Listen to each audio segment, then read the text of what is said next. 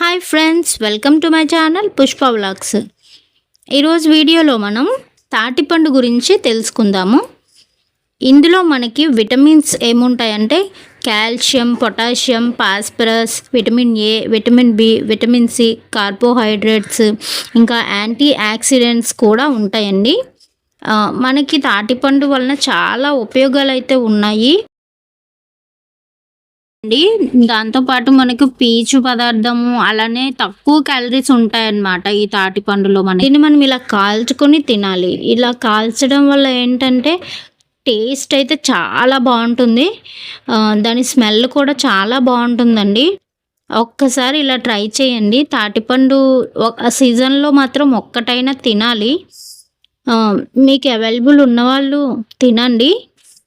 కాకపోతే దీంట్లో కొంచెం పెద్దవాళ్ళు ఏం చెప్తారంటే ఎవరైనా సరే వాతం నొప్పులు అలాంటివి ఉన్నవాళ్ళు తినకూడదని చెప్తారు. వాళ్ళకి ఇంకా నొప్పులు ఎక్కువైపోతాయి అన్నమాట.